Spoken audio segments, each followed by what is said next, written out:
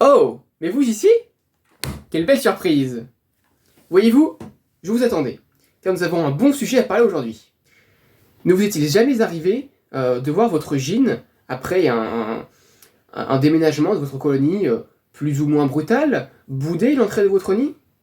Ou bien que, alors que vous aviez une belle fondation avec un magnifique couvain, il s'est soudain mis à chuter? Eh bien, dans cette vidéo, j'ai peut-être quelques clés pour vous aider à répondre à vos questions. Alors restez jusqu'au bout, on y va.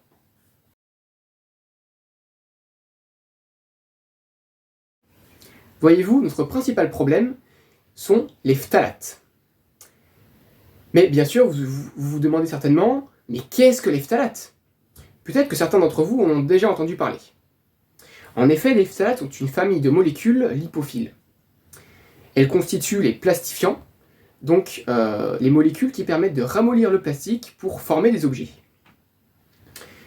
Notre souci, c'est que ces matières plastiques diffusent des molécules néfastes pour les êtres vivants, qui se diffusent à l'infini. C'est-à-dire que la matière plastique diffuse constamment ces molécules néfastes.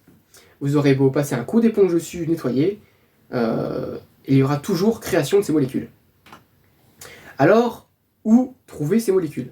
Eh bien, déjà, une fois qu'elles sont émises par la matière, elles vont être, disons, trouvables dans l'air, dans l'eau et dans la nourriture. Mais notre souci, c'est que ces phtalates vont se stocker chez les êtres vivants, que ce soit des humains ou, en ce qui nous concerne, des fourmis. Ces phtalates vont se stocker dans les matières graisseuses, ce qu'on appelle les tissus adipeux, donc les graisses de notre corps. Mais comment cela fonctionne? En fait, les fourmis, puisque nous nous intéressons à elles, vont stocker ces phtalates par simple contact à la matière plastique. C'est-à-dire que, par exemple, une aire de chasse comme ceci, qui est en plastique, diffuse des phtalates. Et une fourmi qui marcherait à l'intérieur va stocker en fait des phtalates sur sa cuticule, donc sur son épiderme. Et comme vous le savez peut-être, les fourmis ont un système circulatoire ouvert. C'est-à-dire que leur hémolymphe, qui est comme notre sang, pour nous, baigne tous les organes. Et elles ont un système d'échange entre les systèmes extérieurs, l'air, et leur organisme, qui effectue des échanges constants, très rapides. Donc en fait, leur épiderme est très absorbant, et va très vite absorber ces phtalates. Bien sûr, elles peuvent aussi en stocker dans leur organisme via l'alimentation, l'eau, etc., comme je l'ai dit. Alors, ces phtalates, nous les retrouvons chez les fourmis du monde entier. Des déserts aux forêts tropicales, les phtalates, en fait, se retrouvent partout où il y a une pollution plastique. En moyenne, les scientifiques pensent que chaque fourmi possède 5 nanogrammes de phtalates par individu. Bien sûr, nous le verrons plus tard, ces quantités peuvent varier et les conséquences aussi. Voyez-vous, ces phtalates ont été identifiés clairement par les scientifiques sur différents arthropodes, comme des fourmis, des grillons, également donc sur les humains. Et sur nos fourmis, elles sont, comme je l'ai dit, trouvables partout, et les conséquences sont globalement identiques pour chaque être vivant. Tout d'abord, elles sont ce qu'on appelle des perturbateurs endocriniens. C'est-à-dire que ces phtalates vont se faire passer pour des hormones. Par exemple, une étude scientifique a clairement démontré que les humains avaient perdu environ moins 30% de production de testostérone. Ce qui donc a des conséquences claires sur notre fertilité, sur notre capacité à procréer. On peut facilement imaginer que les fourmis ont des conséquences similaires sur leur organisme, voire plus importantes, étant donné que leur quantité de phtalates stockés est plus importante aussi. Ensuite, il y a ce qu'on appelle une réaction au stress biotique. Alors, c'est une activité immunitaire excessive. En fait, lorsque les phtalates pénètrent dans l'organisme de la fourmi, son organisme va tenter de contre-attaquer. tenter de les éliminer comme si c'était un pathogène. Or, elle n'est pas capable, puisque ce sont des plastiques, elle ne peut pas les éliminer. Elle va donc s'attaquer à ses propres cellules, c'est ce qu'on appelle un effet cytotoxique. Et bien sûr, cela peut avoir un effet dévastateur si le problème n'est pas résolu assez rapidement. Selon Alain Lenoir, la fécondité des fourmis, en 5 semaines seulement, chute d'environ 40%. Cela, bien sûr, énorme. Heureusement, cela ne semble pas affecter la reconnaissance coloniale.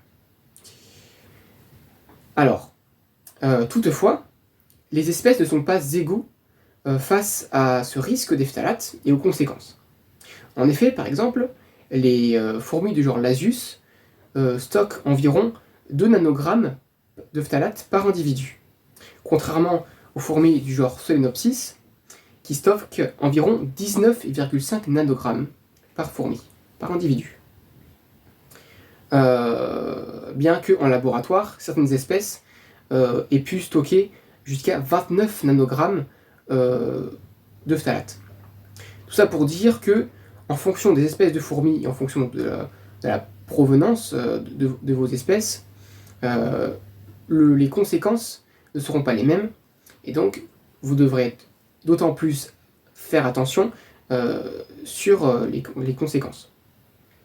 Alors bien sûr, il y a des solutions pour atténuer le risque. Tout d'abord, en limitant les rejets à la source de phtalates.